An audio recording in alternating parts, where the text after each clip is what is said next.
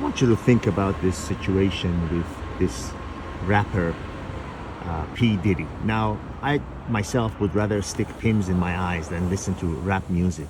But I know of this guy because he used to be very present in the parts of the world that I was and am also, running around. In south of France, in Saint-Tropez. I would go to hotels and they said, well, this hotel is shut down today for a party. I'm going, why? They say, oh, because P. Diddy is having a special thing. Anyways, he was a big spender. He's very, was very wealthy, whatever.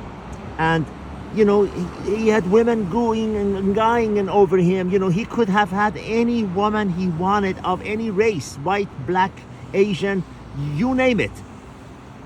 And you ask yourself, someone like this, who has money to buy any kind of home, anywhere, any cars, any jewelry, any toys and things that attracts the women, he can have any woman he wants. Why would he, for the love of God, why would someone like this jeopardize everything, knowing that if you are well known, if you're famous, if you're a celebrity, if you're even not even famous but wealthy, knowing that you are risking a lot by doing things that are putting yourself in a position in a place of danger, potentially danger. Why would you do this? Why would you force women, to have sex? Why would you entrap women? Why would you hit them? Why would you do these things when you have absolutely no reason on earth to do so? You could wink your eye. You could snap a finger and there'll be 100 women, because I used to see that. People would go, oh my God, Sean Puff Daddy. They used to call him Puff Daddy back then, and before he changed his name. In Monaco, in the fanciest clubs and hotels in the south of France, in Cannes, all these places where wealthy people are concentrated. And I would see girls, going and oohing and eyeing over him, girls of all races, of all nationalities, just because, the media, American media is so powerful. And, he was famous, and how young women are and everything.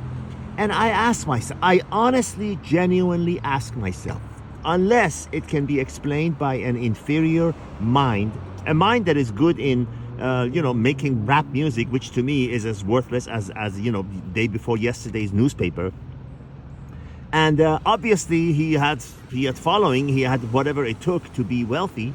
Why would you jeopardize it all by doing, questionable things, illegal things, doing things that brings harm to other people, where it's just a matter of time if just one of them goes and reports, and then the whole Pandora's box will open and you're finished. Why would you do that? Unless it can be explained by an inferior mind, I don't know what else would explain it. I really don't know why. It's not even just him. It brings to mind that Attorney General of New York, when he was getting involved with call girls, right where he was living. Have you heard the saying, don't crap where you eat? Right there where he was working, he would get involved with, call girls and whatever, or sexual harassment with people that were working under him.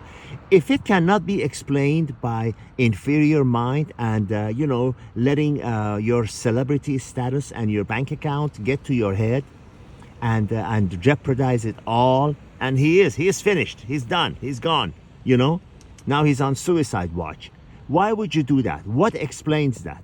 I don't know. Because, I, in my own capacity, would never do something like that to jeopardize. When I was 25 years younger, the moment I sensed a woman was even on the fence, I would say, "Go, no, thanks, that's fine. You don't feel comfortable? Go right ahead. Bye."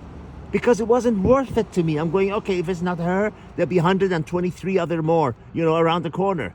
Why would I risk? Why would I jeopardize? Why would I place myself in a potentially dangerous place by doing, by even hinting at doing something that is against the will of someone else? Look at him now. I hope to think that I have answers for everything, but I don't have answer for this one. I really don't know. I am dumbfounded. I honestly am dumbfounded. And the only explanation I have is, well, the experts, so-called experts, explain it as, when you are in a position of power. Like, you remember that guy, there, I don't know, a lot of you may not know him, that a liberal news reporter, whatever, Good Morning America, there was some worthless TV show. His name was Matt Lauer. His salary was $30 million a year. Now, you imagine, how can you spend $30 million a year? His salary was that much. Okay, so that's the kind of lifestyle that he was having.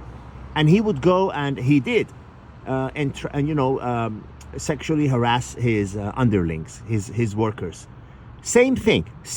Why would you do that? Why would you do that when you could hire a private jet, at that level of money, go to any country around the world, do whatever you need. If you have that urge, that strong urge to do that, go to another country, do it while nobody knows you, and come back. Why would you jeopardize everything? And he did. He was fired. Not that he'll be hurting for money, but why would you jeopardize, forever people see him and think, oh, sexual predator. Why would you do that? I honestly do not have an answer for that. I honestly don't know. As I was going to say, a lot of experts explain it as well. When you're making that kind of money, you feel like you're infallible, you're untouchable. I don't know. I never think that. And no matter how much money you give me, I will never think that. I will never think that I'm infallible. I would actually think I am more vulnerable, because now people see that you have, obviously all the markers of extreme wealth, and you become a target. Why would you do that? Why would you give people a weapon, to come after you? Why would you do that? If it's not an inferior mind, some people can be excellently smart in one area of life and super beyond, almost to a point of being retarded in other areas of life. Never assume just because someone is good at something. Look at Jeff Bezos. He is obviously very good at making money. Obviously very good, and with creating a business and knowing what the customer wants. He is second to none. But would you say he's as smart and he's as wise in his romantic love life? I don't think so. He married some woman with 4 kids.